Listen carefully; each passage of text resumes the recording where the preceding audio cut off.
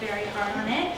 Before we get started, I just wanted to tell you all that we do have a few instances of flashing lights throughout the show. There will be Act 1, Scene 1, Act 2, Scene 1, and those are before intermission, and then there's one instance after intermission, which is in Act 3, Scene 3. So we invite you and ask that you take any precautions that you need to ensure your own safety during those few scenes. So thank you very much, and I hope that you guys enjoy the show.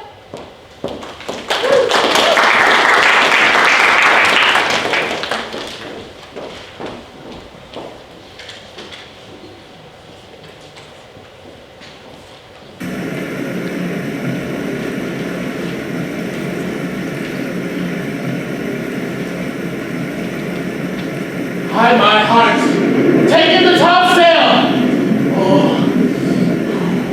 Tend to your master's whistles, blow till I burst thy winds! It's room enough.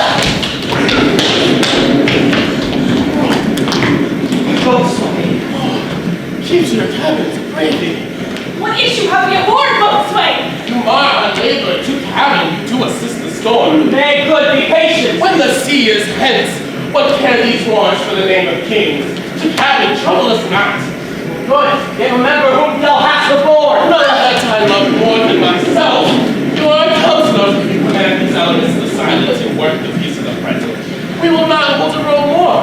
If you cannot, then give thanks that you have lived so long and make yourself ready in the cabin when it's chance to be out. So happy. Cheer the good hearts, out of the way, I say. Oh, I have great comfort in this fellow. Methinks he hath no drowning mark upon him. His complexion is perfect, gallows. Stand fast with fate in his hanging, and make the road of his destiny our cable, for our own not little advantage. If he be not going to be hanged, our case is miserable. Take in the topmast! Yard! Lower! Lower! Set your child with main course! Plague upon these howlings, they are louder than the weather or our office. Yet again, what do you here? Shall we go over and drown? Have you a mind to sing? A pop through your throat, you bawling, blasphemous, and charitable dog! Oh, work you then! Hang her! Hang you horses! Insolent noise-maker! We are less afraid to be drowned than thou art! I'll warn him for drowning, though the ship were no thicker than a nutshell as weak as an unstanched wench. Lower! Lower! Set her out to sea again! Oh, Lord! A prayer! Why, God, the prayer! Why must our mouths be cold? The king and prince of prayers, let's assist them for our cases as theirs. And now the patient! We are merely cheated out of our lives by drunkards! This white-checked rascal would not mind by drowning the washing of 10 times! He'll be hanged yet, though every drop of water swear against it, and gape it widest to glut him. Mercy on us! We slay! We slay! Farewell! Let us sink with the king! Let us take leave of him. Oh, I would give 1,000 furlongs at sea for an acre of barren ground. Long heath, brown birds, anything. The will's about to be done, but I would fain die a dry death.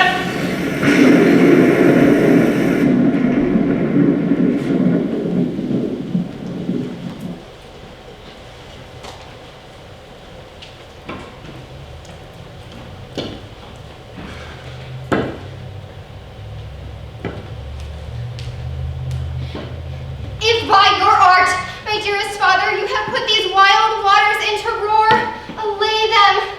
The sky, it seems, would pour down stinking pitch. Would that the sea, mounting to the welkin cheek, dashes the fire out. Oh, their cries did knock against my very heart. Poor souls, they perished. If I had been any god of power, I would have sunk the sea within the earth, or ere it should the good ship have swallowed, and the rotting souls within her.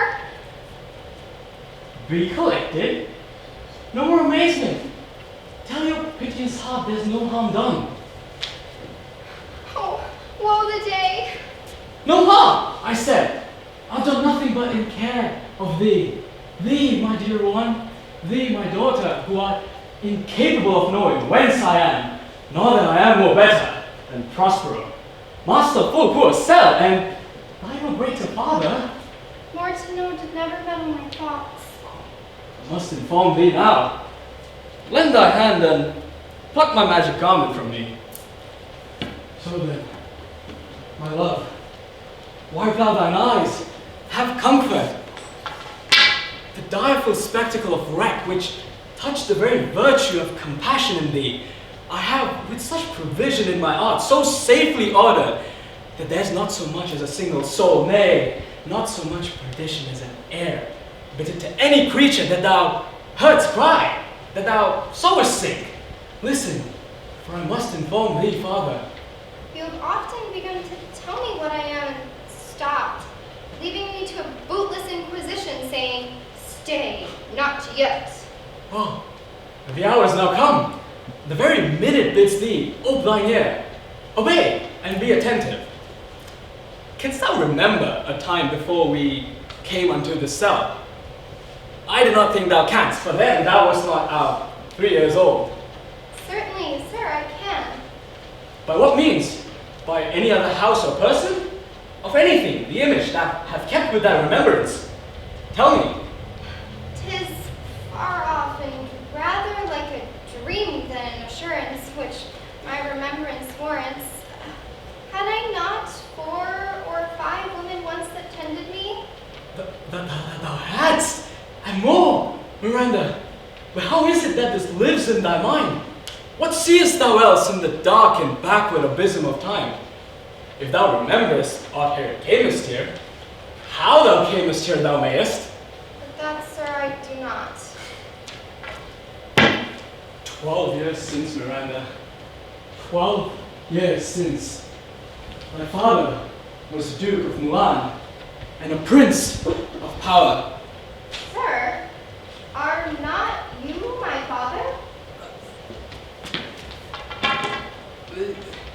My mother was a piece of virtue, and she did say thou was my daughter, and thy father, the Duke of Milan, now is only heir. A princess no worse issued. Oh, the heavens! What foul play had we till we came from thence? Or was it blessed we did? Both, my girl. My foul play, as thou sayest, were we heaved thence. But blessed we hold hither. My heart bleeds to think of the teen that I have turned you to, which is from my remembrance. Leads you farther. Well, my sister and thy aunt called Antonia. I pray thee, mark me, should a sister be so perfidious? She, whom next thyself to all the world I love and care about, to her I put the manage of my state, which at the time through all the signories was the first, and Prospero, the prime duke, being so reputed in dignity and of all other liberal arts without parallel, those being my study, the government that I cast upon my sister and the state grew stranger, and being so transported and wrapped in secret studies, thy false aunt, she... Dost thou attend me? Yes, most heedfully. Being once so perfected in how to grant suits and how to deny them, who to advance and who to trash for overtopping, newly created creatures that were once mine, I say, or else change them, or else new form them. Having both the key to officer and office, she set all the hearts in the state to what tune pleased her ear the best. She soon became the ivy that hid my princely trunk and sucked my verdure out on it. Thou attendst not? Certainly, sir, I do. I pray thee, mark me. I, thus neglecting all my worldly ends, all dedicated to the closeness and bettering of my mind with that which, but by being so retired, overprized all popular rate, and in that false aunt awakened an evil nature, and my trust, like a good parent, did beget of her a falsehood, contrary to as great as my trust was, which indeed had no limit, a confidence sans bound. My sister, thus being lauded with not only what my subject yielded, but what else my power might exact. She became a sinner of her memory. And to credit her lies, she indeed believed that she was the Duchess of Milan, out of the substitution and executing of the outward face of royalty. With this ambition and her prerogative growing, Dost thou hear me? Your tale, sir, with your deafness. To have no screen between the part she played and whom she played it. Her needs be absolute Milan. And me, poor man, my library was dukedom large enough. Of temporal royalties, she thought me incapable. Confederates, so dry was she to sway with the King of Naples, to do him annual tribute and do him homage. She subject her coronet to his crown, and bend the dukedom yet unbowed. Alas, Milan, to most ignoble stooping. Oh, the heavens. Now the condition. The King of Naples, being an enemy to me, inveterate, hearkens my sister's suit, which was that he, in lieu of the premises and annual tribute, not how much I know of, decided to extirpate me and mine from mine own dukedom and confer fair Milan with all its honors to my sister, whereon a treacherous army levied. One midnight, faithful to purpose did Antonia open the gates, and in the dead of the darkness the ministers hurried us thence, me and that crying self in my arms. I, not remembering how I cried out then, shall cry it over again. 'Tis a hint that brings my eyes to it. Hear a little further, and then I'll bring thee to present business, which now's upon us, without which the story would be most impertinent. Wherefore did they not or destroy us? The Lord demanded, daughter. Our story does provoke that question, doesn't it? My dear, they does not. So, my love, the love that my people bore for me now set a mark so bloody on the business that they painted their foul ends with colors not fairer. And they carried us aboard a bark and took us a few leagues to the sea, where they prepared a rotten carcass of a boat. Not sail, nor rig, nor tackle, nor mast. The very rats had instinctively quitted. There they hoist us, left us to cry to the sea that roared to us, to sigh to the winds whose pity, sighing back again, did us but loving wrong. How came we ashore? By providence divine, my love, some food we had and some fresh water, and a noble Neapolitan, Gonzalo, out of his charity, being the master of this design, did give us rich garments, linens, stuffs, and necessaries, which since have studied much. And so of his gentleness, knowing that I loved my books, he furnished me with volumes from mine own library, which I prize above my own dukedom. Oh, might I but ever meet that man. Well, sit still, and hear the last of us you sorrow. Since then have we arrived on this island, and have I, thy schoolmaster, made thee more profit than other princesses have, who with vainer hours and tutors not so careful. And heaven thank you for it, but pray you, for 'tis still beating in my mind, your reason for raising this sea storm? No, thus far forth, by accident most strange, bountiful fortune, hath my enemies brought upon this shore. I do find my prescience doth depend upon a most auspicious star, whose influence I can now not court, but omit, after which my fortunes will ever after droop. Here, seize more questions. Thou art inclined to sleep. 'Tis a good dullness, give it way. I know thou canst not choose. What? Ariel! Why, my faithful servant, Ariel! I'm ready for thee! Miranda's asleep, come forth, I said! Ariel! All hail, great master, great sir, hail! For I have come to answer thy best pleasure, be it to fly, to swim, to dive into the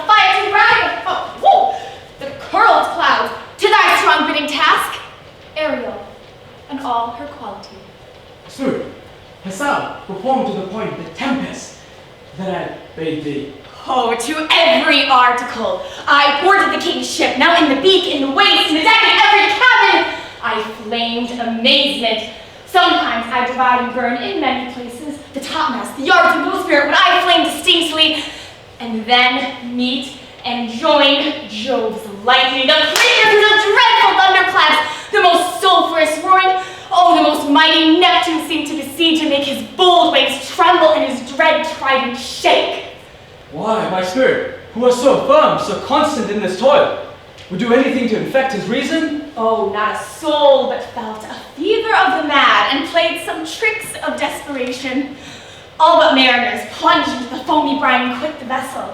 And then, all afire with me, the king's son, Ferdinand, with hair upstaring like reeds, not hair, was the first man that leapt and cried, "Hell is empty, and all the devils are here."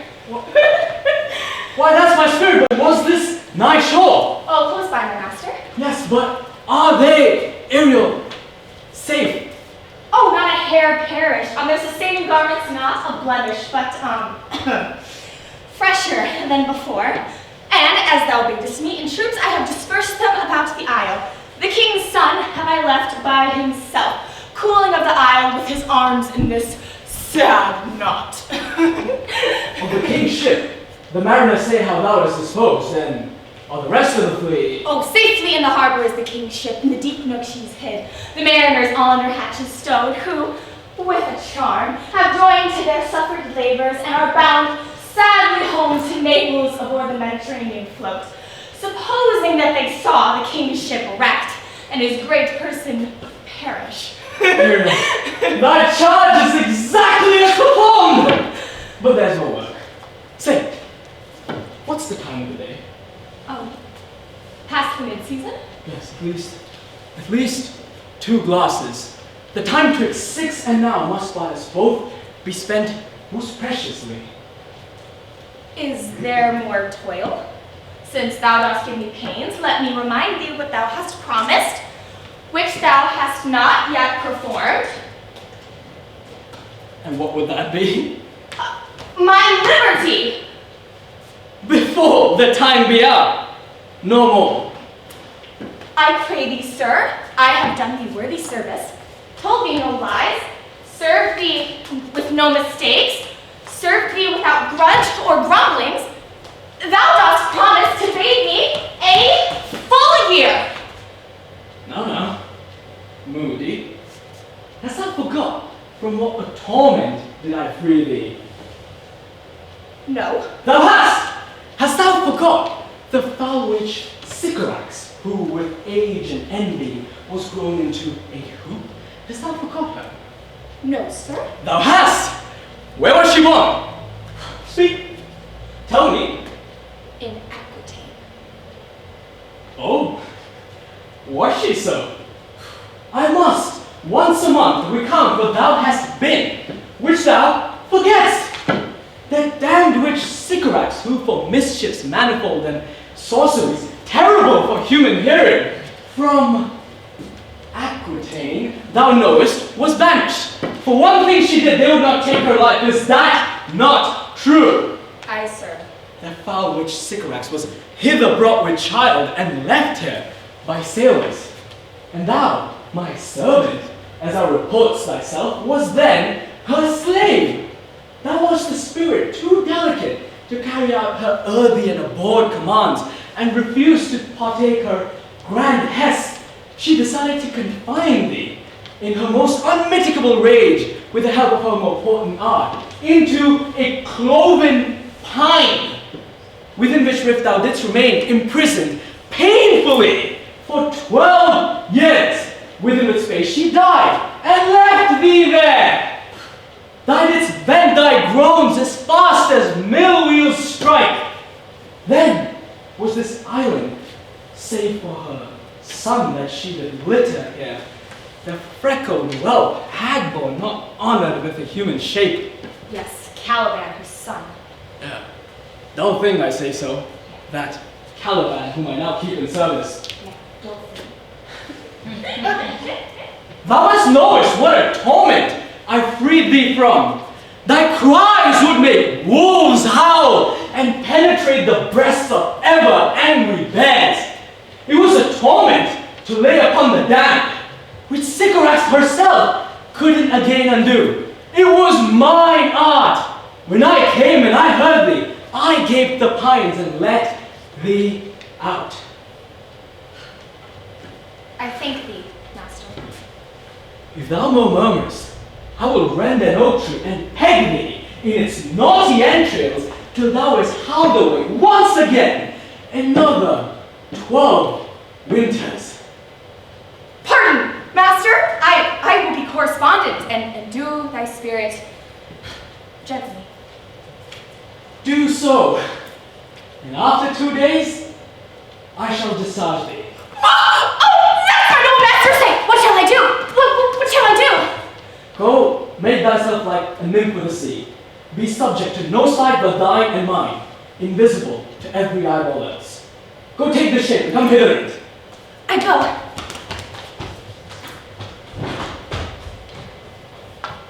Awaken, my love. Thou hast slept well. Awaken. The strangeness of your story put heaviness in me. Shake it off. Come on. We'll visit Caliban, my slave, who never yields us a kind answer. 'Tis a villain, sir, I do not love to look on. But as 'tis, we cannot miss him. He does fetch in our fuel, he starts a fire, and serves in offices that profit us. What ho, servant! Caliban! Come forth, I say, there's other business for thee. Come, thou tortoise!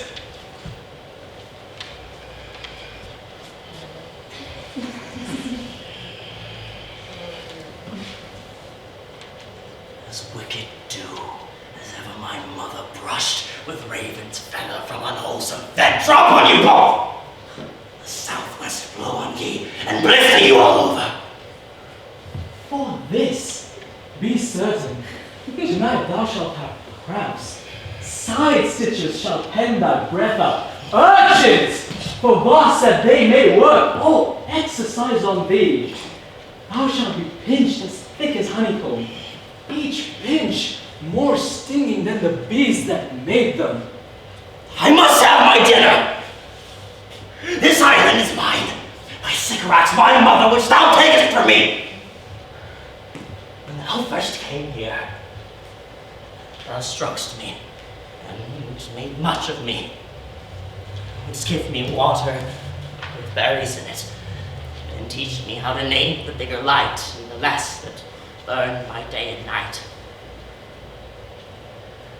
And then I loved thee, showed thee all the qualities of this isle, the fresh springs, the brine pits, barren place and fertile. Curse me that I did so! All the charms of Sycorax, toads, beetles, bats, lie on you! For I am all the subjects that you have, which first was mine own king! And here you stun me on this hard rock, whilst you do gain me for the rest of the island! Born slave, which any print of goodness wilt not take. Being capable of all ill, I pity thee. I took the pains to make thee speak, spent each hour teaching thee one thing or the other, when thou didst not, savage, know thine own meaning, but would instead gabble like a thing most brutish. I endowed thy purposes with words that made them known. But thy vile race, though thou didst learn, good natures couldn't abide be with. Thou wast then deservedly confined in this island, when thou didst deserve more than a rock. You taught me language, and my profit on it is I know how to curse. The red plague rejuvenated me your language. Seed heads? Fetch us some fuel, will you? And be quick. Thought best to answer any other business. Shruggest thou, malice? If thou neglectst or dost unwillingly what I shall command, oh, tonight thou shalt have so many cramps. I shall fill all thy bones up with aches. They shall crackle like kindling fire. Beasts shall roar at thy din. No! I pray thee. I must obey. His arch is of such power.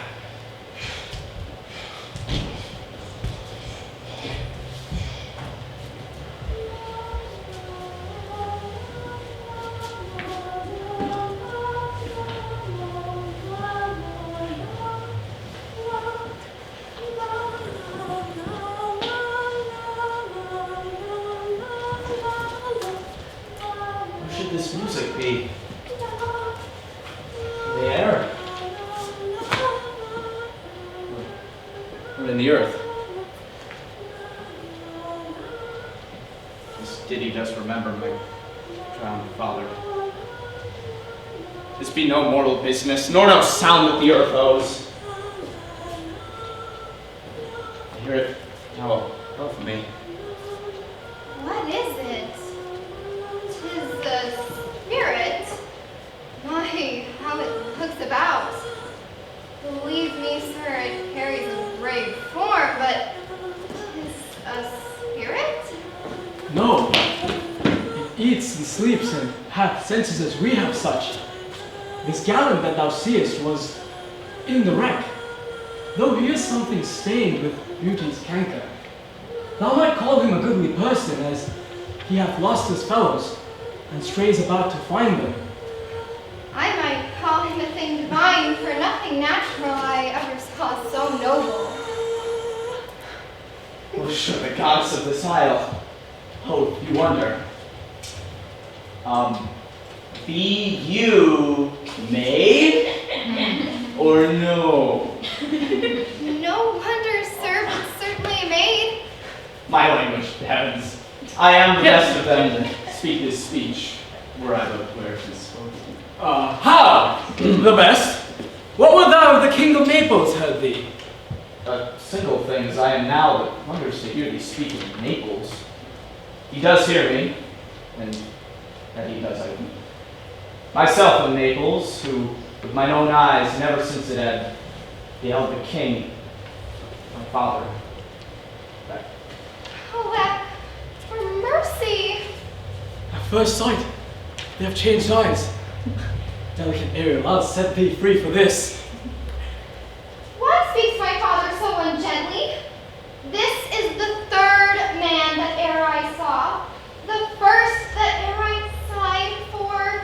Pity moved my father to be inclined to my way. Oh, if a virgin in your affections not gone forth, I'll make you queen of Naples. They're both in either's powers. Though this swift business I must uneasy make, lest too light a winning makes the prize light. Soft sir, one word more. I here charge thee, thou dost attend me. Thou dost here upon this island usurp the name thou owest not, and thou art but a spy to win it from me, the lord on it. No, as I am a man. There's nothing ill can dwell in such a temple. For if the ill spirit has so fair a house, good things will strive to dwell in it. Come, follow me. Eh? Speak not you for him. He's a traitor. Traitor, I shall manacle thy neck and feet together. Thou shalt drink seawater, salty seawater. For food, thou shalt have withered roots, fresh brook mussels, and husks, very acorn cradled. Come, follow me. No. I shall resist such entertainment till my enemy has more power. Dear father, make not too rash a trial of him, for he is gentle and not fearful. What? I say, my foot my tutor? Put thy sword up, traitor. Thou makest the show, but dost not strike. Thy conscience is something that's possessed with guilt. Come from thy ward, I can use this staff to disarm thee and make thy weapon drop. Beseech you, father. Hang not on my garments. I'm trying to intimidate him. Pity, sir.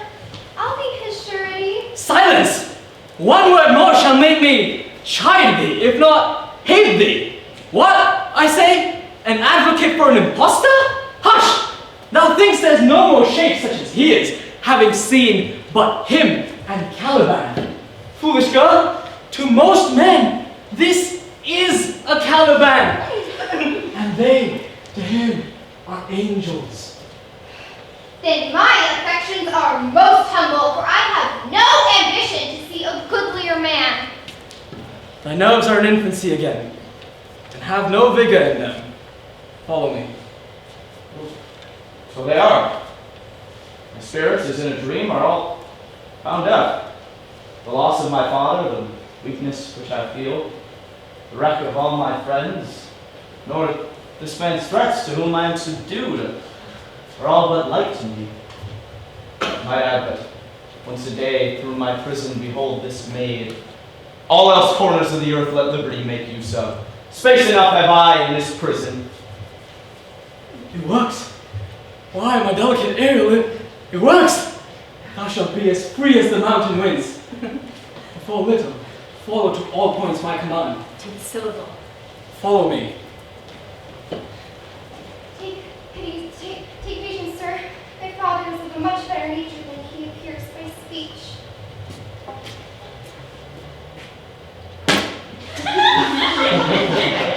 Follow me?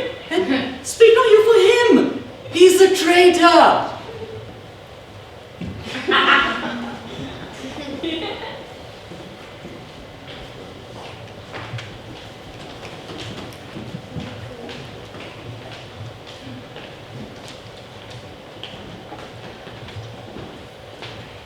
I beseech you, sir, be merry. You have cause, and so have we all a joy, for our escape is much beyond our loss. Our hint of woe is common. Every day some sailor's wife, the masters of some merchant, and the merchant have just our theme of woe. But for the miracle, I mean our preservation, few in millions can speak like us. Then, wisely, good sir, weigh our sorrow with our comforts. Prithee, peace. He receives comfort like cold port. The visitor would not give him more so. Look, he's winding up the watch of his whip. By and by it will strike. Sir, One, tell.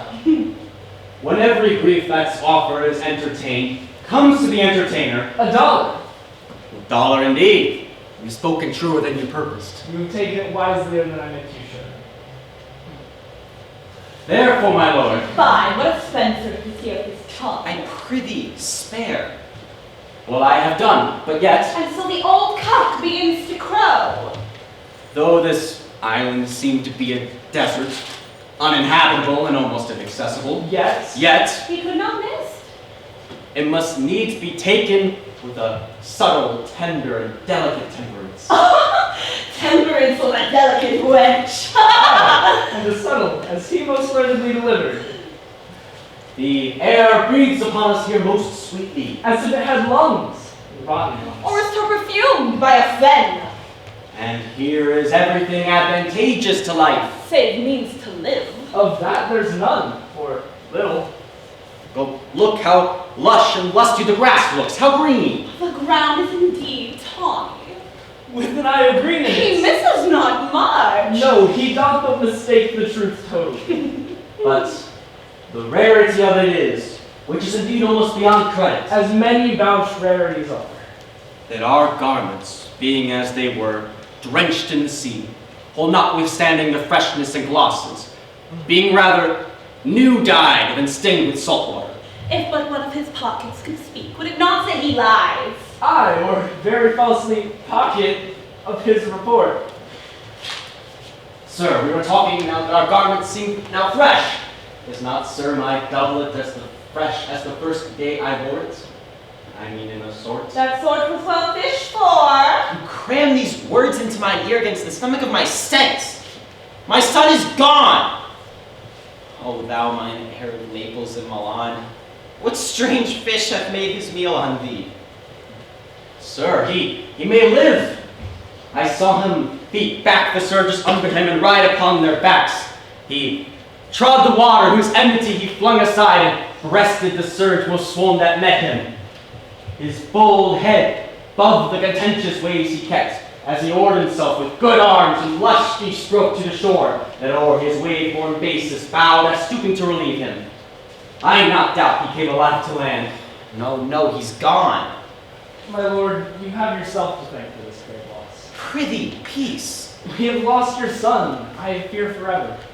Milan and Naples have more widows in them of this business making than we bring them to comfort them. The fault's your own. So is the dearest of the lost. My lord Sebastian, the truth you speak doth lack some gentleness, and time to speak it in. You rub the sore when you should bring the plaster. Very well. And most chirurgically. It is foul weather in us all, good sir, when you are cloudy. Foul weather. Very foul. Why? Had I a plantation in this isle, lord? He sowed with nettle seed. Or ducks, or mallows. And were the king on't, what would I do? Escape being drunk for want of wine. In the commonwealth, I would by contraries execute all things, for no kind of traffic would I admit, no name of magistrates. Letters should not be known. Riches, poverty, and use of service none. Contract, succession, born, bound of land, tilt, vineyard, none. No use of metal, wine, or oil. No occupation. All men idle all, and women too, but innocent and pure. No sovereignty. Yet he would be king on it. The latter end of his commonwealth forgets the beginning. All things in common nature should produce without sweat or endeavor. Treason, felony, sword, pike, knife, gun, or need of any engine would I not have. That nature should bring forth. Of its own kind, all voice and all abundance to feed my innocent people. No marrying amongst his subjects. Not men, all idle, whores and knaves. I would with such perfection govern, sir, to excel the golden age. God save his majesty! Long live Gonzalo! And, do you mark me, sir? Prithee, no more. Thou dost talk nothing to me. Well, I do well believe, your highness, and did it to minister to these gentlemen, who are of such sensible and nimble lungs, they make always use to laugh at nothing. Oh, 'twas you we laughed at. Who in this sort of merry fooling am nothing to you, so you may continue to laugh at nothing still. What a blow there was given! And it had not fallen flat long. You are gentlemen of brave mettle. You would pluck the moon out of her sphere if she would continue it in 5 weeks without changing. He would so, and then go about fouling. Oh, nay, my good lord, be not angry. No, I warn you.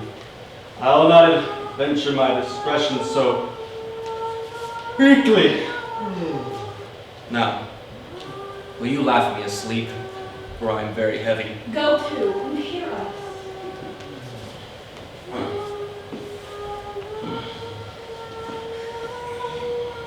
What, all so soon asleep? I wish mine eyes would do the like and shut them up in my thoughts. I finally are inclined to do so. My lord, do not with the heavy offer of it. It seldom visits sorrow, and when it doth, it is comfort. We too, my lord, will guard your person while you take your rest, and watch the safe. Thank you. Wondrous heavy. What a strange drowsiness possesses them. It is the quality of the climate.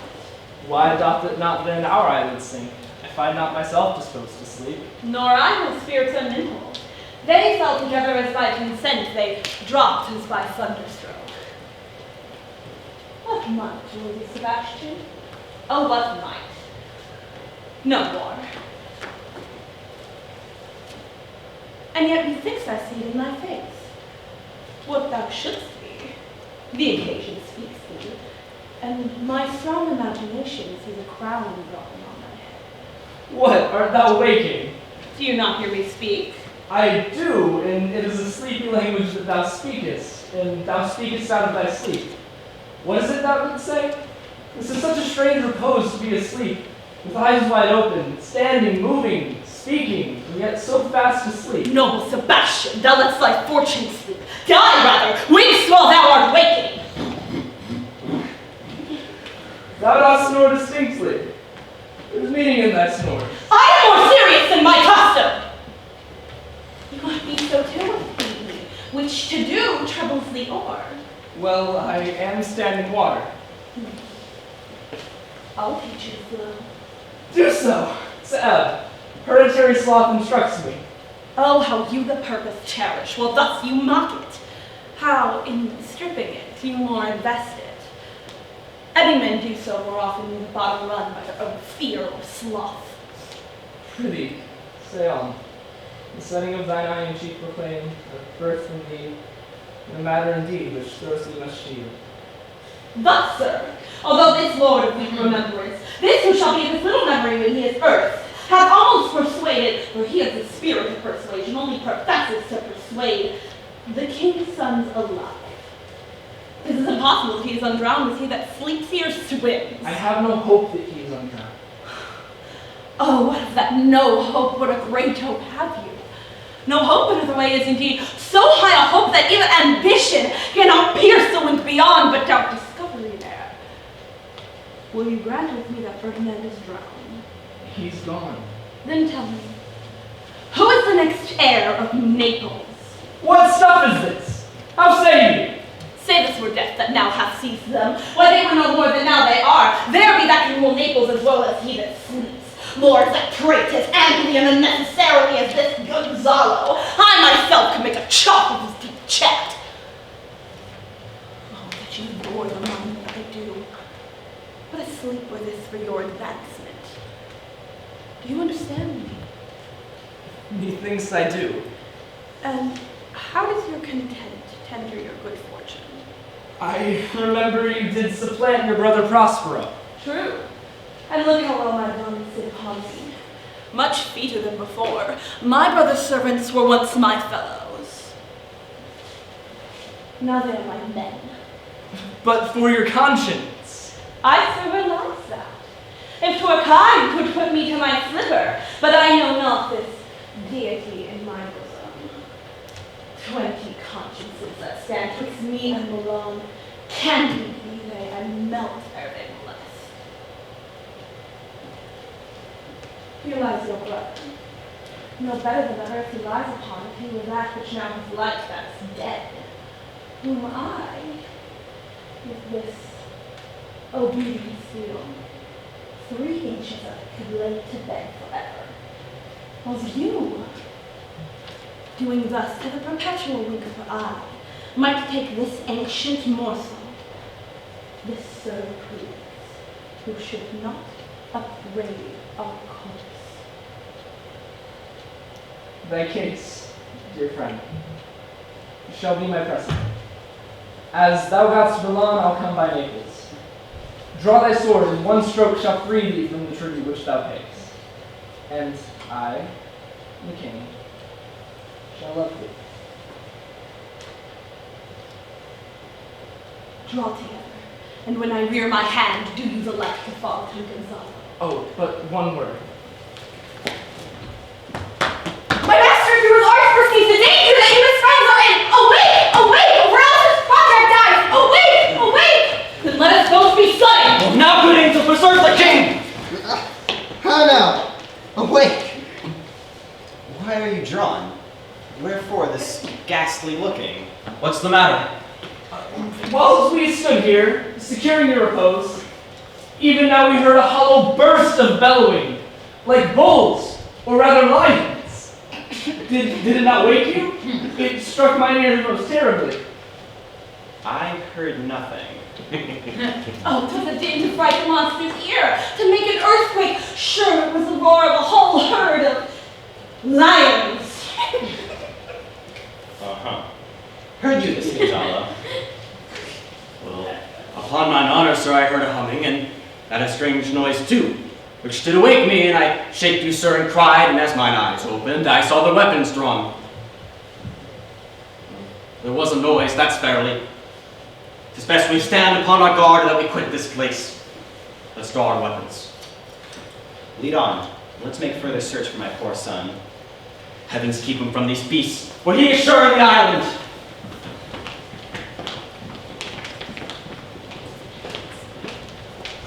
My master through his art shall know what I have done. Go on, king, go on safely to seek thy son.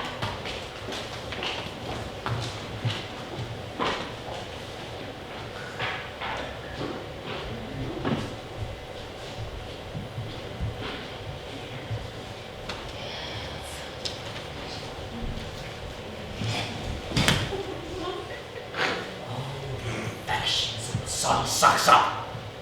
Bogs, bends, flats, or prosper fall and make him fight each meal of his days.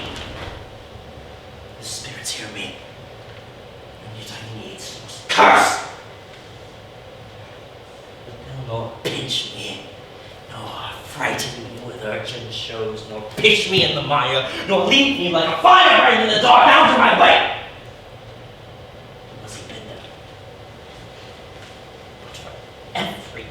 Right they set upon me. Sometimes like apes, they will come and mow and chatter at me and after bite me. Then like urchins which lie tumbling in my barefoot path and barely pricks at my footfall. Sometimes I am all wounds with cloven adders who with their tongues do hiss me into madness. Ah! There comes one of the spirits to punish me for bringing wood and slowly I'll fall flat, perchance he will not notice me.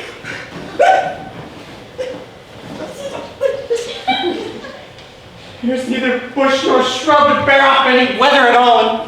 Another storm brewing. I hear it sing in the wind. Yon same black cloud, yon huge one, looks a foul bomber that would shed his liquor. I know not where to hide my head. Yon same cloud cannot choose but fall my baleful walls. What do we hear? A man? Or a fish? Dead or alive? He smells like a fish. A very ancient and fish-like smell. A strange fish. Were I in England now, as I once was, there this strange beast would make a man, for any strange beast there does make a man. Legged like a man, but with fins like arms. Warm in my trough, I do now let loose my opinion. Hold it no longer. This is not a fish, but an islander who hath lately been struck by a thunderbolt. Ah! Alas! The storm has come again! My best chance is to creep beneath the scabbard. There's no other shelter hereabouts, and these are quite strange bedfellows. I will here be shrouded in the dregs of the storm be past!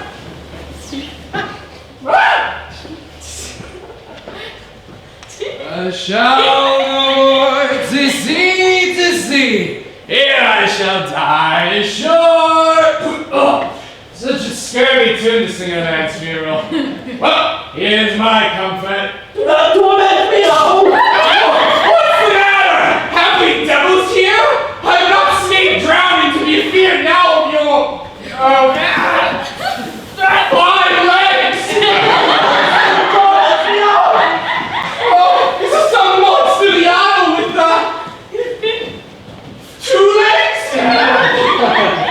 Oh, this is some monster of the isle with 2 legs!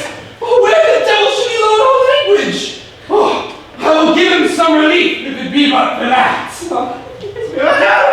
Don't torment me freely. I'll bring my little faster. Oh, Zin is fit now. He doesn't speak after the wisest. He shall drink of my bottle. If you have never drunk wine before, I'll go near to remove his fits. Then thou dost me up a little harm. Thou wilt not. I am seized by thy trembling now across my voice upon thee. Come on your ways. Open your mouth. This is what will give a language to your cat. This will shake your shaking, I can tell you. Come on, open your chats again. I should know that voice. It should be. But he is drowned, and these are devils. Oh, defend me! 4 legs and 2 voices? Most delicate monster. If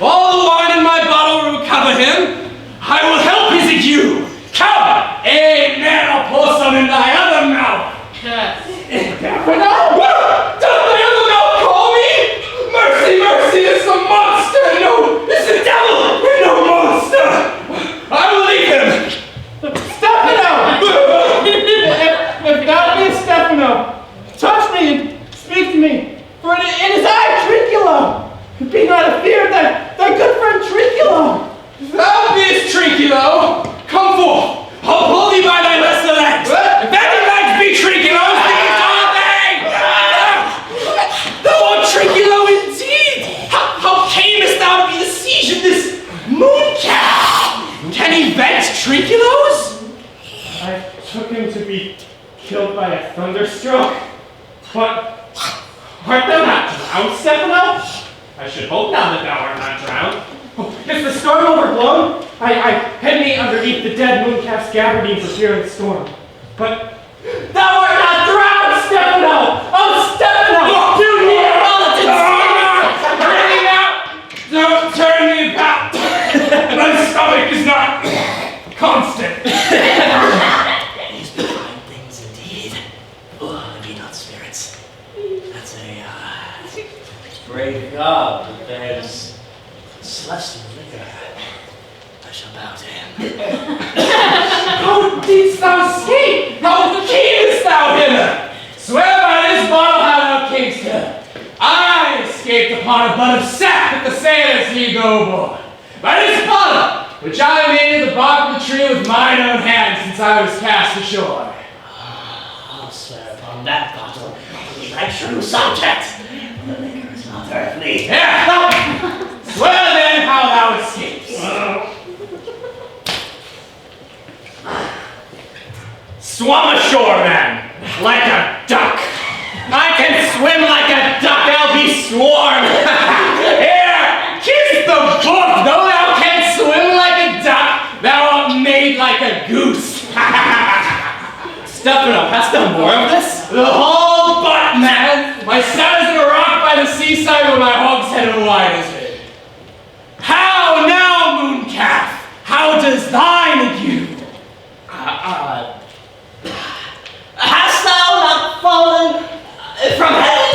Out of the moon, I can assure thee. I was the man of the moon when time was. I have seen thee in her, and I do adore thee. Here, swear to that. Kiss the book.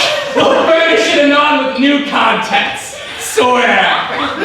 By this, like, a very shallow monster, I appear to him a very weak monster. The man in the moon, a most shallow monster indeed. Well-drawn monster into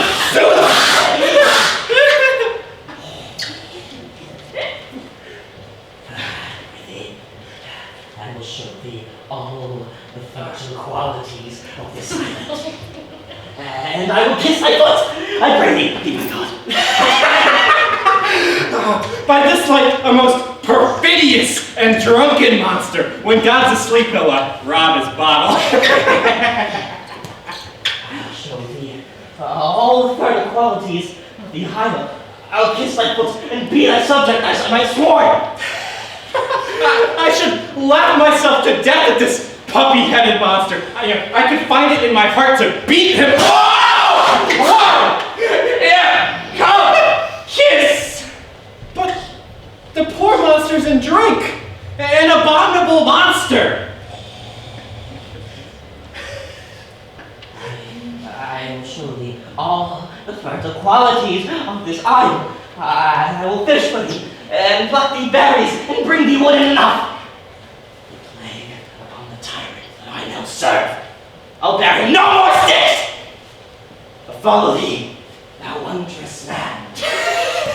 A most ridiculous monster indeed to make a wonder of a poor drunkard. Let me show thee where the clouds grow, and I will with my fingernails dig thee pig nuts, and show thee the jade's nest, and instruct thee how to ensnare them in the marmoset. I will bring thee to the clustering filberts, and show thee where the young scabbards grow on the rock. Will thou come with me? I prithee now, lead the way with no further talking. Drink it up. The king and our fellows else being drowned, we will inherit here. Here, bear my bottle. We'll fill them up by and by again. Farewell, master.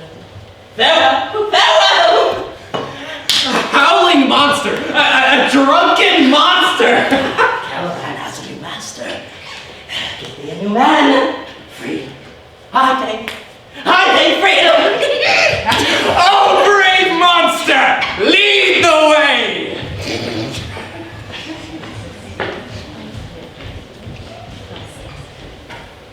We'll now have a 15-minute intermission. So, I'll be back.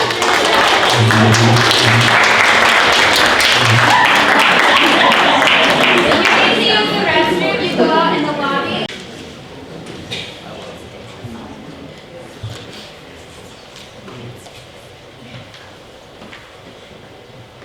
There be some sports are painful. Their labor delight in them sets off. Some kinds of baseness are nobly undergone, and most poor manners point to rich ends. This, my mean task, would be as heavy to me as odious, but the mistress which I serve quickens what's dead and makes my labors pleasures. Oh, she's 10 times more gentle than her father's crab, and he's composed of harshness. I must gather some thousands of these logs and pile them up upon sore injunction. My mistress weeps when she sees me work and says, "Such baseness hath never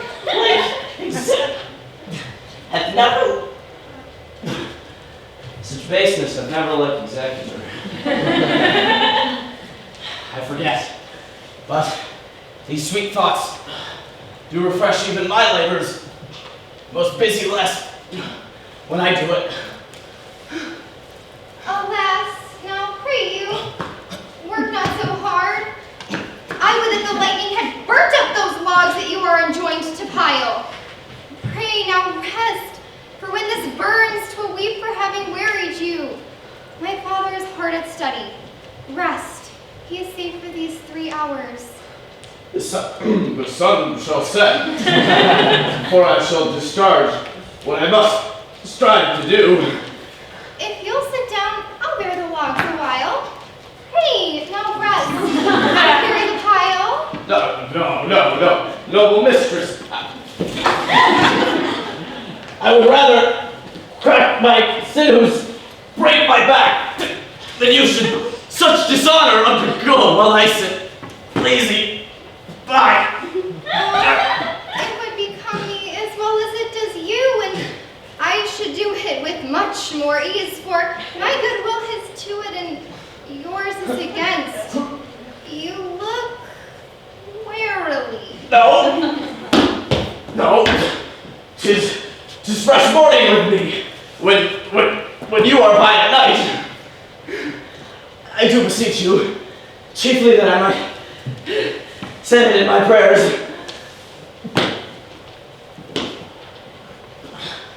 What's your name? Miranda. Admire Miranda. Indeed the top of admiration, worth what's dearest to the world. Full many a lady have I eyed with best regard, and many a time the harmony of their tongues hath into bondage my too diligent ear. For several virtues have I liked several women.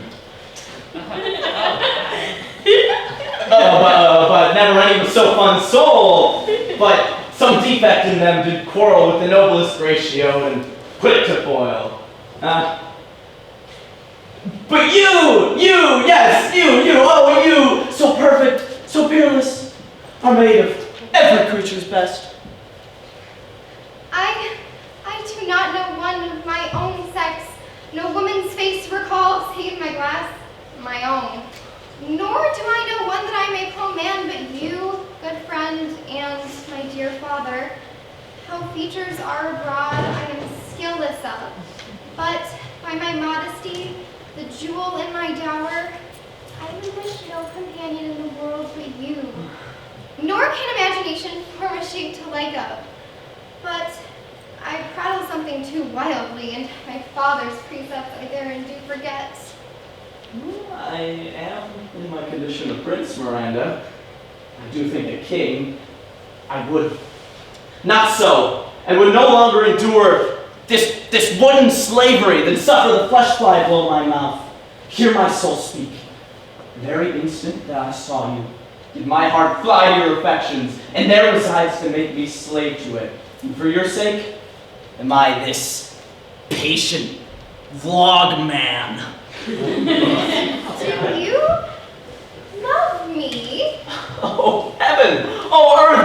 witness to this sound, and crown what I profess with kind event, if I speak true. If hollowly, invert what best is voted me to mischief. I, beyond all limit of what else in the world, do love, prize, honor you.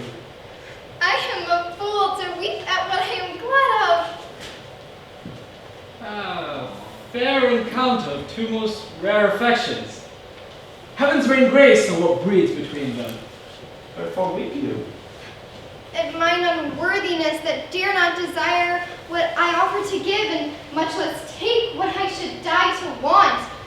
But this is trifling, and the more it seeks to hide itself, the bigger the bulk it shows. No hence, bashful cunning, and prompt me plain and holy innocence. I am your wife, if you will marry me. If not, I'll die to be your maid.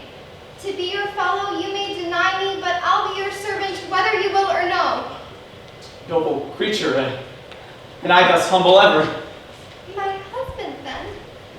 I, with a heart as willing as errand to bondage. Here's my hand.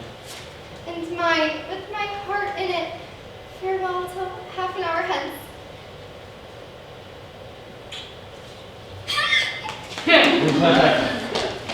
Yes! 1,000,000! Ah! Ah!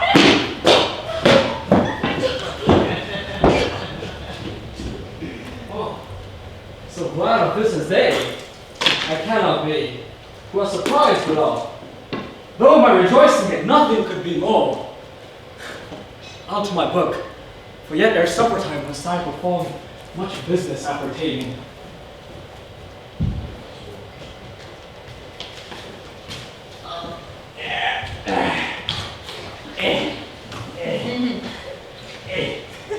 Tell me not when the bat is out. We'll drink water. Got a drop before. Therefore, bear up and boil. Servant monster, drink to me. Servant monster, the folly of this island.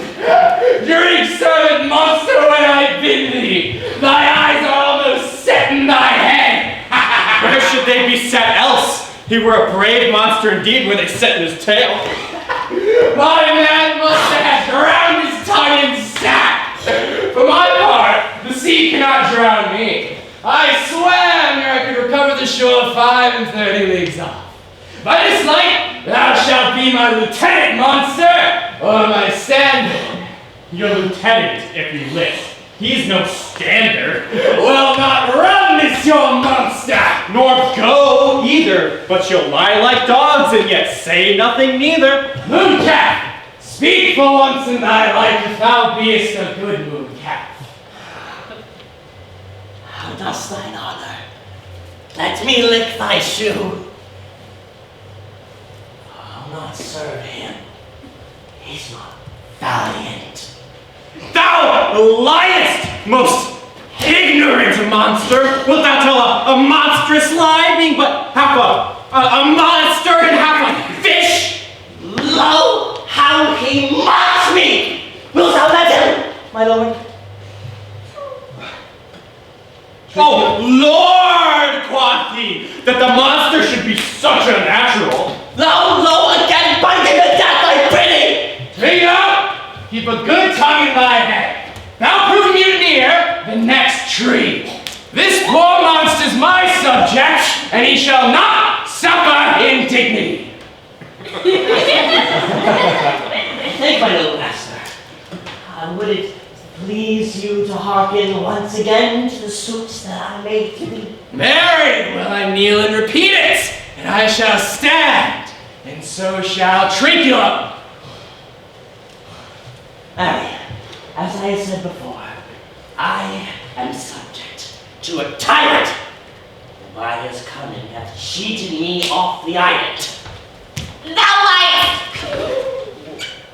Thou liest, thou jesting monkey, thou! I would my valiant master would destroy thee! I do not lie! Drink out! Interrupt the monster one word further in his tail, and by this hand, I'll supplant some of your teeth.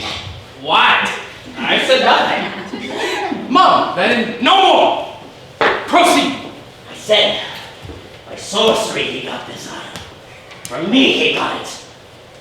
thy greatness will revenge it from him, for I know thou gatherest this thing beareth not. That's most certain. Thou shalt be lord on it, and I'll serve thee. How shall this be compassed? Canst thou bring me to the party? Yea, I'll yield him to be asleep, for thou mayst knock a nail into his brain. Thou liest! What a pie ninny is this? Master, get him blows enough, and then take his bottle. He'll drink not for brine after, for I'll not show him with quick refreshings are. Trio, run into no further danger. Interrupt the monster one word further, and by this hand, I'll turn my mercy out of doors and make a stock fish of thee. Why? What did I said nothing. Now go further off. Didst thou not say he lied? Thou liest! Oh, do I so? Take that now! As you like this, he's on the line no time! I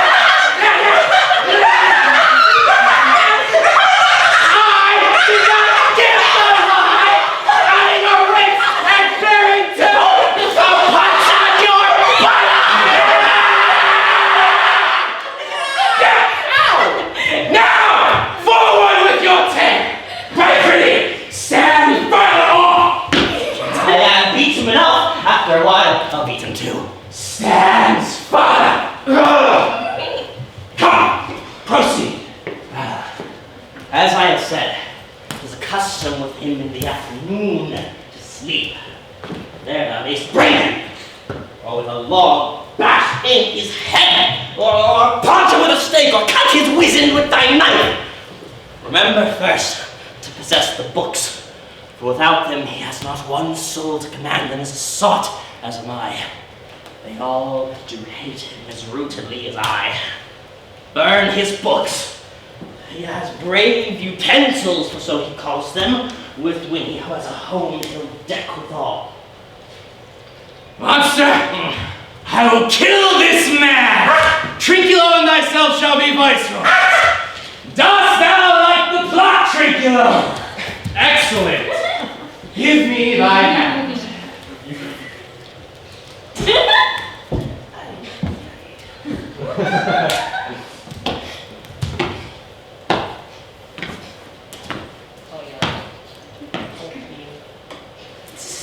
I am sorry I beat thee. But while thou livest, keep a good tongue in thy hand. Within this half hour will he be asleep. Dost thou destroy him then? Aye, on mine honor! Makes me merry! What is this saying? This is the tune of our catch, played by the picture of nobody. If thou beest a man, show thyself in thy likeness. If thou beest a devil, take us as thou list. Oh, defend me! Oh, ye that die, praise all things! Mercy, I defy thee! Mercy, pass! But thou fear.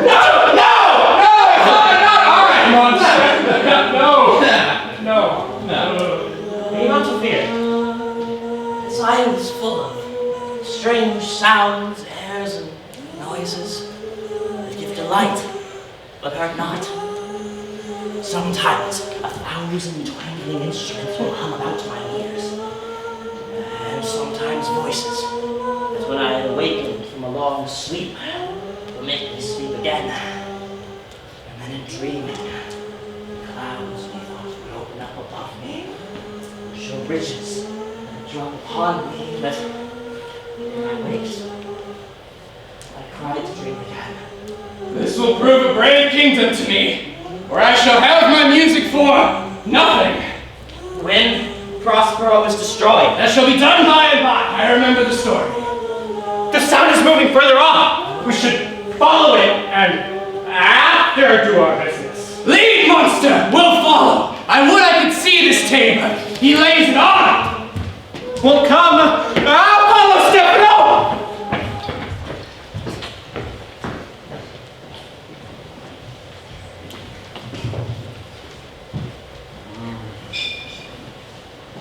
By alack, and I can go no further, sir. My old bones ache, and Here is a maze trod well and deep through forthrights and meanders. By your patience, I needs must rest me. Old Lord, I cannot blame thee, who myself, attached with weariness to the dulling of my spirits. Sit down and rest. Even here, I'll keep up my hope no longer for my flatterer. He's drowned, whom thus we stray to find, and the sea mocks our frustrate search on land. Well, let him go. I am right glad he's so out of hope. Do not for one repose forego the purpose that you resolve to effect. The next advantage will we take thoroughly. Let it be tonight. For now they are pressed with travel. They cannot nor will not use such vigilance as when they are fresh. Tonight, I say, no more.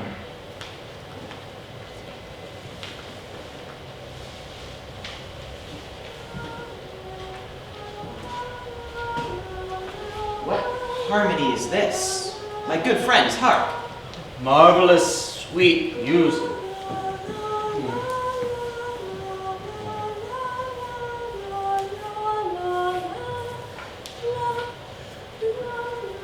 Give us, kind keepers, heavens! What were these? A living drollery. Now I will believe that there are unicorns. I'll believe it. And let the thus small credit come to me, and I'll swear it is true. Travelers never did lie, the fools at home condemn them. Thou hast said well. There's some of you there are worse than devils. I cannot too much use such shapes, such sounds that express, although they want the use of a tongue, a kind of excellent dumb discourse.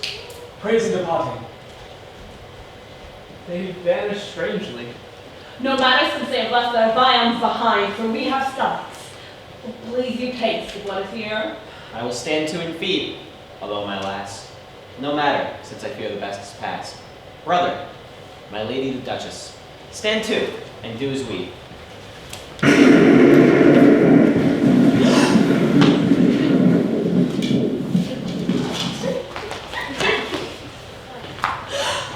You are three men of sin!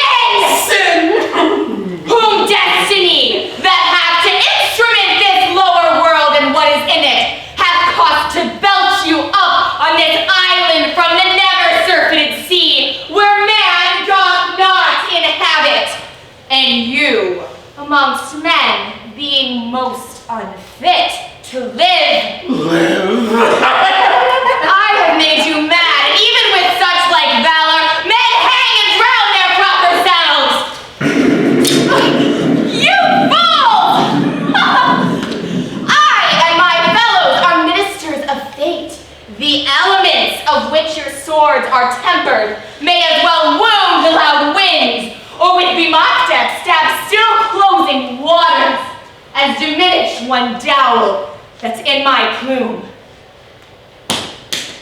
My fellow ministers and I are like invulnerable, and if you could hurt, your swords are now too massy for your strength and will not be uplifted.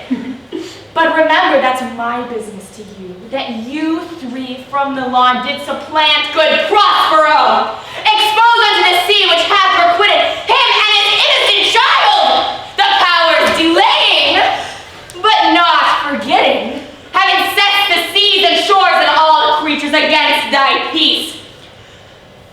And thee of thy son, Alonso, there hath bereft and have pronounced by him a lingering perdition worse than any death. Oh, shall be it once can step by step attend you in your ways, for all will be heart sorrow and a clear life ensuing.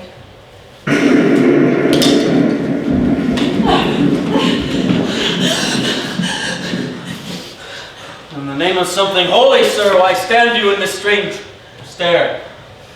Oh, it was monstrous, monstrous! I thought the billows rose and spoke. The winds did sing it to me, and the thunder, that deep and dreadful organ pipe, pronounced the name of Prosper. It did base my trespass.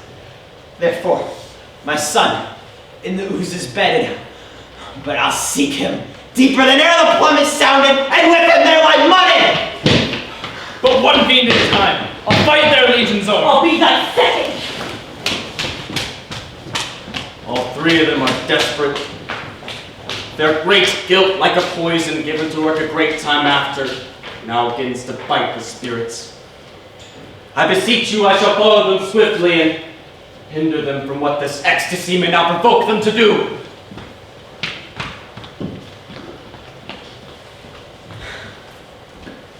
Bravely, the figure of this harpy has thou performed, my Ariel. Now my enemies are all knit up in their distractions. And in these fits I shall leave them. They are in my power. I shall now go visit young Ferdinand, whom they suppose is drowned.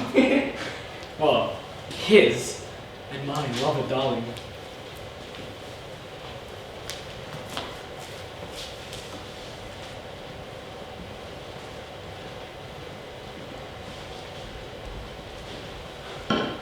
Oh, Ferdinand, if I have too austerely punished you, your compensation here makes amends, for here have I given you a third of my own life, or that for which I live, which once again I tender to thy loving hand.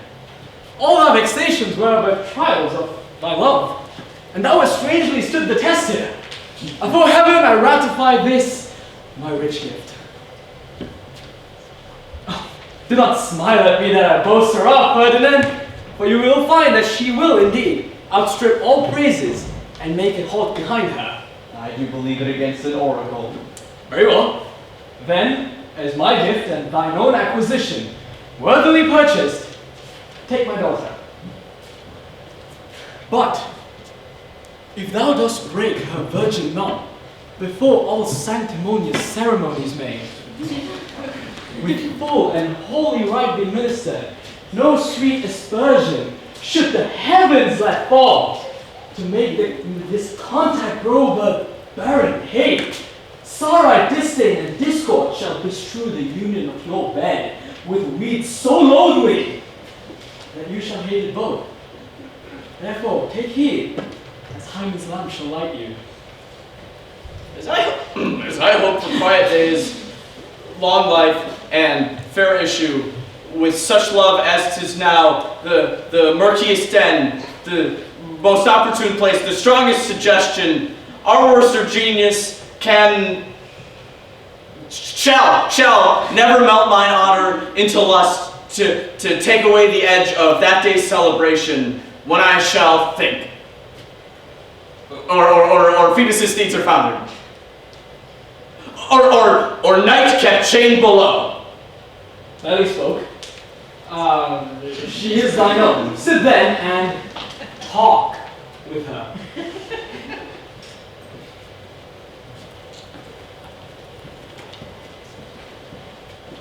What?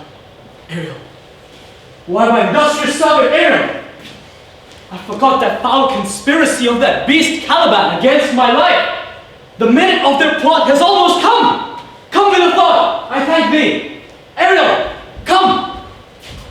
Thy thoughts I cleave to. What is thy pleasure? Sir, we must prepare to meet with Caliban.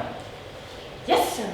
I thought to have told thee of it, but I feared lest I might anger thee. Say, then didst thou leave those three varlets? I told you, sir, they were red hot with drinking, so full of valor that they smoked the air for breathing of their face and beat the ground for kissing of their feet. Yet, always bending towards their project. So, I charmed their ears, then calf-like they my lowing followed through toothed briars, prickled gorse and thorns that stuck into their shins. And at last, I left them in the filthy mantled pool beyond your cell, there dancing up to the chins, that foul lake, or stuck their feet. This was well done, my bird. Thy shape invisible, retain thou still. This trumpery in my house. Go bring it hither for stale to catch these thieves. I go. A devil. A born devil in whose nature nurture can never abide with, on whom all my pains, all humanely taken, all lost. Oh, quite lost. And as with age is body and his mind uglier grows. I will play them all, even to roaring. Come, spirit. Come with this trumpery, string it about.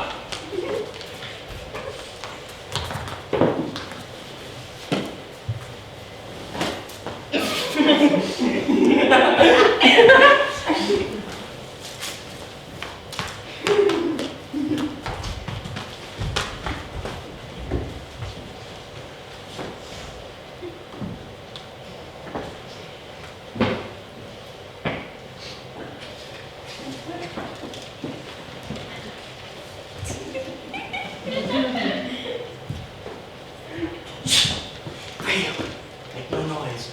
The blind mole may not hear a footfall. Monster, we are now near his cell. Monster, your fairy, what you say is a harmless fairy, has done little better than play the jack with us. Monster, I do smell all horse piss, at which my nose is in great indignation. So is mine. Look, monster, if I have to take a displeasure against you, look you. Thou art but a lost monster. Good, my lord, be patient. For the prize I'll bring thee shall hoodwink this mischance. See here. This is the mouth of the cell. Stay quiet. All's hushed as midnight yet. Aye, but to lose our bottles in the pool! Not only disgrace and dishonor in that monster, but an infinite loss. That's more to me than my wetting. Yet here's your harmless fairy, monster. I will fetch off my funds, though I be all ears for my labor. Prithee, my king, be quiet. This is about the cell. No noise. And enter. Do that good mischief which will make this island thine own forever, and I thy Caliban. For I thy footlicker. Give me thy hand. I do begin to have bloody thoughts. Oh, King Stefano! Oh, Pierre! Oh, worthy Stefano! Look what a wardrobe is here for thee. Let alone that fool is but trash. Oh, monster! We know it belongs to a frippery. Oh, King Stefano! Tringo, get off that gown. By this hand, I'll have that gown. Thy grace shall have it. Shropsy, drown this fool. What do you mean, but don't let such luggage? We lose our time. If he shall awake, it'll stuff our skins from toe to crown with pinches, make us strange stuff. Be you quiet, monster. Mistress Lion, is this my jerkin? Oh. Now, jerkin, is this the jerkin? Now, jerkin, you would like to lose your hair and prove a bald jerkin.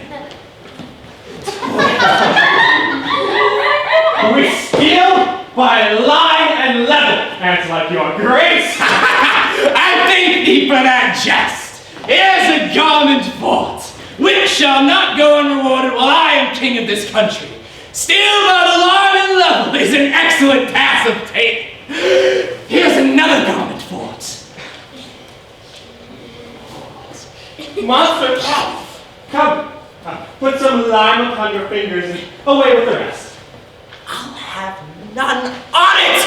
We shall lose our time and be turned into barnacles or apes with foreheads villainous body! Monster, lay to your fingers. Help to bear this with my hogshead of wine in his head, or I'll turn you out of my kingdom. Go to, carry this. And this. Aye, and this.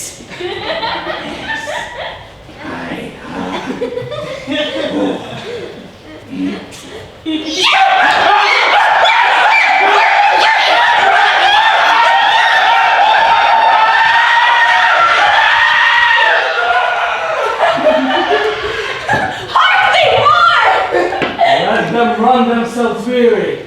Lion, mercy, all my enemies now. Soon, all my labor shall end, and thou shalt have your heir of freedom. For little, follow and do me service.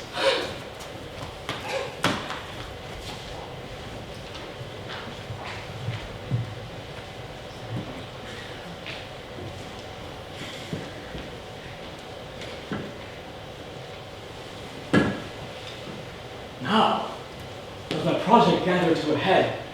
My charms crack not, my spirits obey, and time goes upright with its carriage. How's that? On the 6th hour. At which time, my lord, you said our work should cease. I did say so. Yes, you did. When I raised the last Tempest. Say, Spirit, how fares the king and his followers? They are confined together in the same fashion as you left them in charge, just as you left them. All prisoners, sir, in the lime grove which weather fends your cell, and they cannot budge until your release. The king, his brother, and yours abide all three, distracted, and the remainder mournful over them, brimful of sorrow and dismay. But chiefly him who you termed the good Lord Gonzalo, tears run down his beard like winter's drops from leaves of reed. Your charm works so strongly on them that if you were to behold them now, your affections would become tender. Dost thou think so, Spirit? Mine would, sir, if I were king. And mine shall. The rarer action was in virtue than in vengeance. The sole drift of my purpose doth extend not a frown further. Go, release them, Ariel.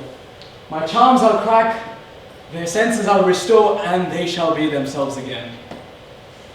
Yes, sir. I have bedimmed the noontide sun, called forth the mutinous winds, and twixt the green sea and azured lake, set roaring to war. The dread rattling thunder have I given fire, and rifted Jove's stout oak with his own lightning bolt.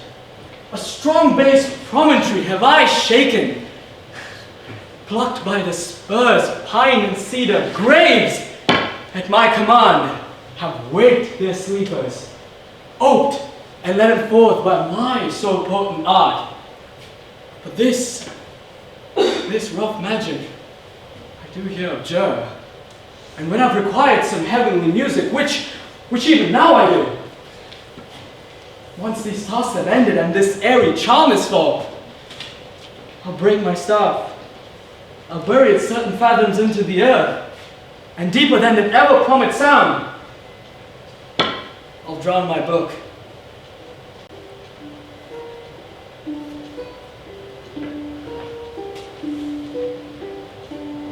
A solemn air to a best comforter.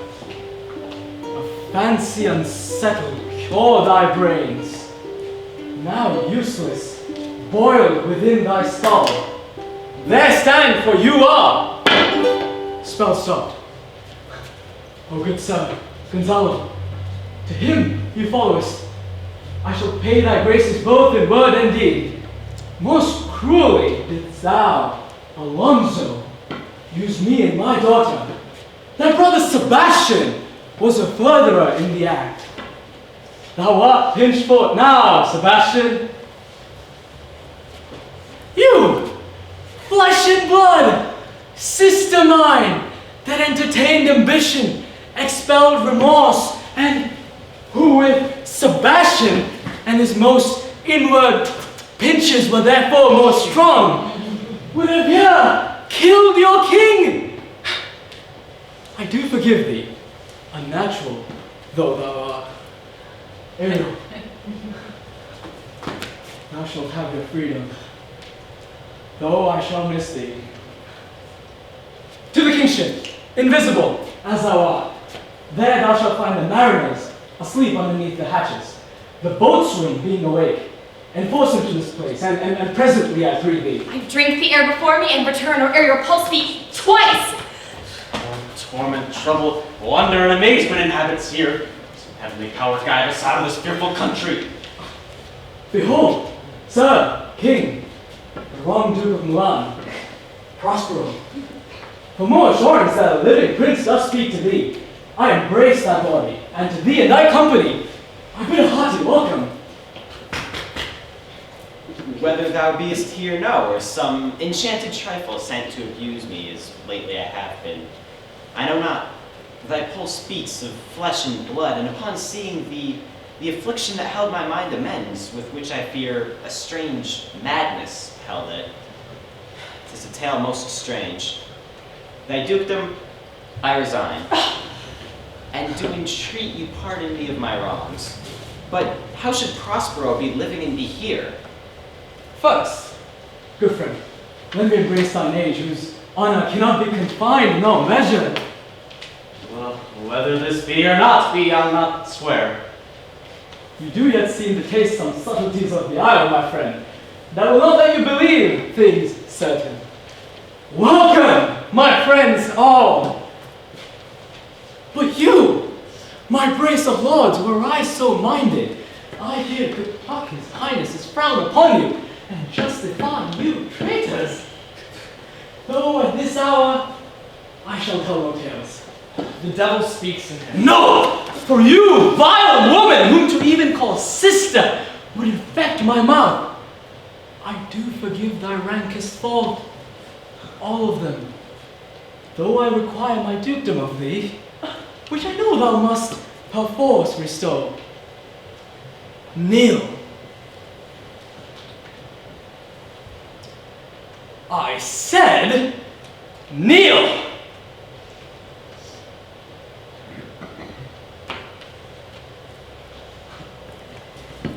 Wasn't that easy? If thou beest Prospero, give us particulars of thy preservation. How camest thou to this island, with which 3 hours since we have been wrecked on, and we have lost? How sharp the point of this remembrance is, my dear son, Ferdinand. I'm all for it, sir. Irreparable is the loss, and patience says it is past her cure. I rather think thou hast not sought her for help. For the like loss, of whose sovereign aid I rest myself content. You, the like loss? Aye, as great it is to me as it is late. I can call means much weaker than you may call to comfort you. For I have lost my daughter. A daughter? Oh, that they were living both in Naples, the king and queen there. I would that myself were mudded in that oozy bed where my son lies. When did you lose your daughter? In this last tempest.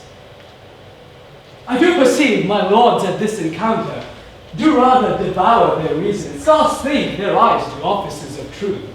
But howsoever you've been jostled, know for certain that I am indeed Prospero, master of full yourself that came upon this island where you was wrecked to become the lord of it. Welcome, sir. This is my cell. Here I have a few subjects and attendants none abroad. And my dukedom, since you've given me again, I will requite you with as good a thing, a content to wonder ye. Sweet lord, you play me false. No, my dearest love, I would not for the world. Yes, and for a score of kingdoms you should rank us, and I would call it fair play. Oh, this should prove a vision of the island. When, dear son, shall I lose twice? A most high miracle. Though the seas threaten, they are merciful. I curse them without cause. Oh, Dad! No, all the blessings of a glad father compass thee about. Say how thou camest here. Oh, wonder. How many goodly creatures there are here. How beauteous mankind is. Oh, brave new world that has such people in it. Tis new to me, my love. What is this maid whom thou wast at play? Your eldest acquaintance cannot be but 3 hours. Is she the goddess that hath severed us and brought us thus together? Sir, she is mortal, but by immortal providence she's mine. I chose her when I could not ask my father for his advice, nor thought I had one.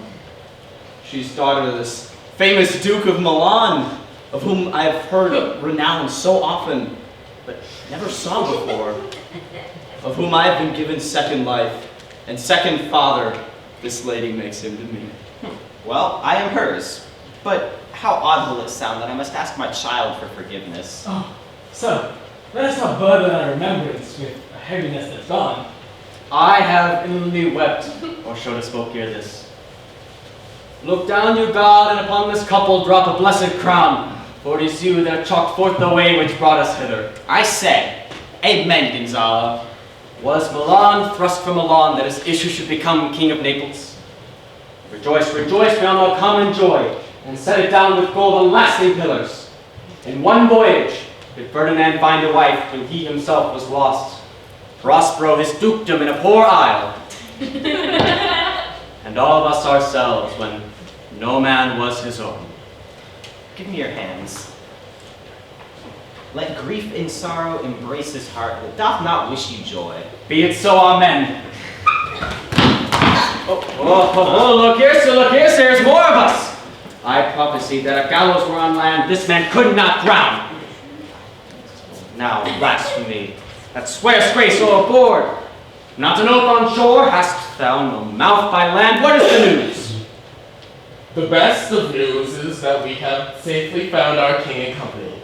The next is our ship, which but 3 glasses since we gave out split, is tightened yard and bravely ripped as when we first set out to sea. These are not natural events. They strengthen from stranger to stranger. How camest thou here? If we were well awake, sir, I'd strive to tell you. We were dead asleep, and how we know not, all clapped under hatches, where even now, with strange and several sounds of roaring, shrieking, howling, and jingling chains, and more diversity of sounds, all terrible, we were awaked, straight away, at liberty, where we, in all our trim, freshly beheld our royal good and gallant ship. Our master capered and tied her on a trice. So please you, even in a dream, we were divided from them and brought moping hither. And sir, all of this have I done since I came. Bravely my diligence. This is as strange a maze as e'er men trod. Nature hath no business in it. Some oracle must rectify our knowledge. So, my liege, do not infest your mind with the beatings on of this strange business. At pick leisure, which shall be shortly, single, I'll resolve you, which to you shall seem most probable of these happened accidents. Till then, be cheerful. Think of each thing well, spirit. Woe, release Caliban, untie the spell, get him his confederates. How fares my gracious sir? There seem to be a few, yet still missing of your company. Some few odd lads that you remember not.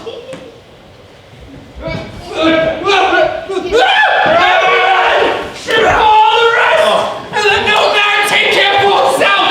All is my fortune. Cranium will the unstuck. If these be true spies which I wear in my head, here's a goodly sight. Senibos, find the spirits of my master is afraid he'll chastise me. What things are these, my lady Antonia? Well, what do you buy them? Very like it is a plain fish, but no doubt marketable. Mark but the badges of these men, my lords. Then say if they be true. This monster, his mother was a witch, one so powerful that could control the moon, make flows and ebbs and deal in her command. These 3 men have robbed me, and this demi-devil, for he's a bastard one, had plotted with them to take my life. 2 of them you must know and own, but this thing of darkness I acknowledge mine. Is this not Stefano, my drunken butler? He is drunk now. Where had you wine? Trinculo's reeling right. Where's this golden liquor that hath gilded thee? How camest thou in this pickle? I have been in such a pickle since I saw you last that I fear will never out my bones. I shall fear no fly blowing. Why, how now, Stefano? Oh, touch me not! I am not Stefano, but a crab. You'd be the king of the isle, sirrah. I should have been a sore one then. This is as strange a thing as e'er I looked upon. He is as disproportioned in his manners as he is in his shape.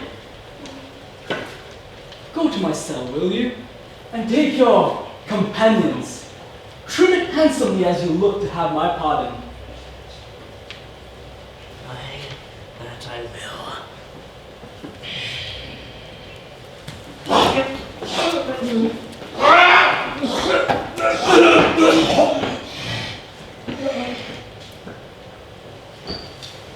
It'll be wise hereafter to seek for grace.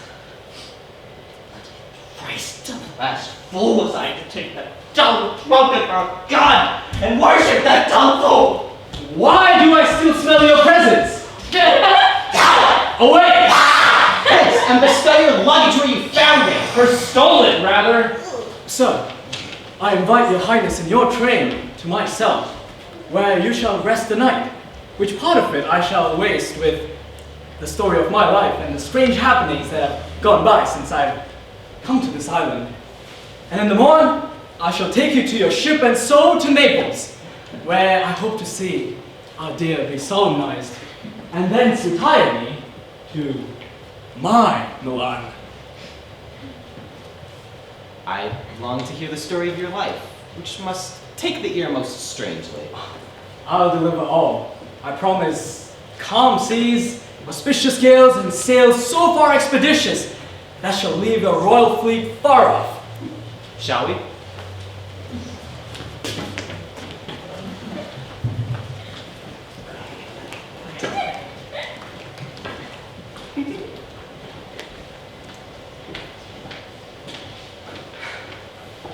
Here. That is thy charge. Then to the elements, be free, and fare thou well.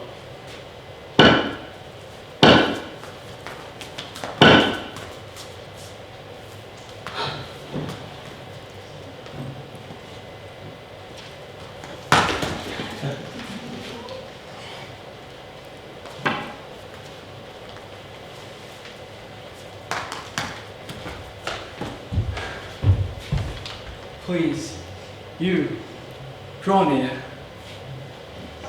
Now my charms are all overthrown, and what strength I have's mine own, which is most faint. Now it is true, I must be here, confined by you. I'll send to Naples, let me not, my dukedom, since I have got a pardon by the deceivers dwell. In this bare island, by your spell, or release me from my bands with the help of your good hands. As gentle breath of yours my sails must fill, or else my project fails. Now my ending is in despair, unless I be relieved by prayer, which pierces so that it assaults mercy itself and frees all faults. As you from crimes would pardon be, let your indulgence set me free.